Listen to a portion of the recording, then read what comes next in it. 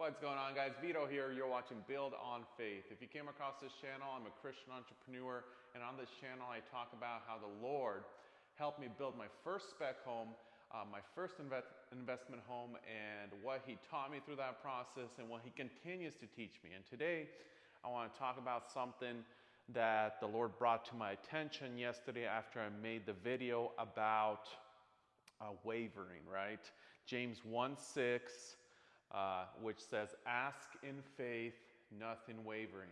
What does that verse actually mean, and what is James telling us to do and what not to do?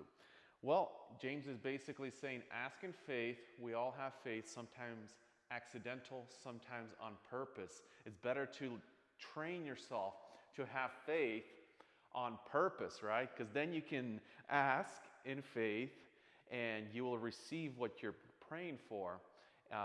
When you're praying, that's what Jesus said in Mark 11:23. When you pray, ask in faith and believe that you receive it when you pray, right? And then James is saying, he adds something at the end, reminding us not to do something right after you ask in faith, which is nothing wavering. And we got to remember that nothing wavering in Greek is diakrino, which means, in a nutshell, making a distinction between two options, judging between two options. So what is James telling us, right? And what the Lord revealed to me through these powerful verses, when they jump out into my heart and I research them, basically, James has given us a blueprint on how to have proper faith and not to derail it. We can say James 1, we can read it like this: ask in faith without two options. James is saying eliminate your other option.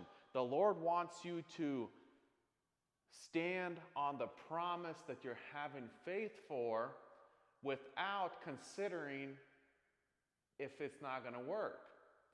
And what is a good example in my life? And I want to share this house. This house is selling. You guys heard me say in multiple videos, it's sold for full asking price.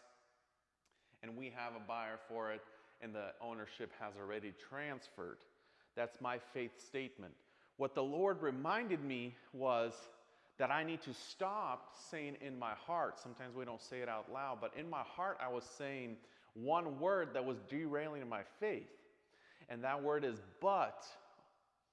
For example, if I say this house is sold for full asking price, but I didn't get a showing this week, but the economy is a little slow, but the realtor's telling me I'm overpriced, but there's other houses in the area that are my competition and they have more views on Zillow. The Lord revealed to me that the word but is kind of like a giveaway of me derailing, me wavering at that moment. And He told me stop adding the word but or what if at the end of your faith statement. So what is another good example of this? Let's say somebody's sick and they're believing that they're healed and the Lord healed them one day, and then the next day they believe that the Lord healed them, but they still have a sore. But what if I need to go to the doctor? But my family's telling me I'm crazy. But what if I don't get healed? And that, James is saying, that is what literally derails our faith. Once we activate our faith with our voice and we stand on a promise that the Lord gives you personally, He gives you a personal message through reading the Bible, listening to a song, listening to a sermon, talking to somebody, right? The Lord gives you something, you say, that's mine. And at that moment, you make a faith statement with your voice that I believe the Lord has healed me. James is saying that's good. That's the first part of having faith. Nothing wavering, without another option. Basically, James is saying, once you make that faith statement, that's your only option. Don't consider the other option of you not being healed, because that derails your faith statement. And when that was revealed to me, that's huge, because I've been working on my faith, and sometimes I have faith and things happen right away, but other times I have faith and it takes time, it's frustrating, and I was asking the Lord to reveal to me what was going on. And the Lord revealed to me wavering, but the word wavering doesn't stand out in my mind, you know? So when I started looking into it, it's a legal term that means make a distinction between two options. It's like a judge sitting there looking through the paperwork and considering if somebody's guilty or not. And God is saying, stop doing that. If you make a faith statement, I'm true. Make the Lord true and every man a liar. If I told you that you're healed and that came into your heart from the Lord, that's your only option, man. Stop considering the other option. Don't be like a judge considering the two options.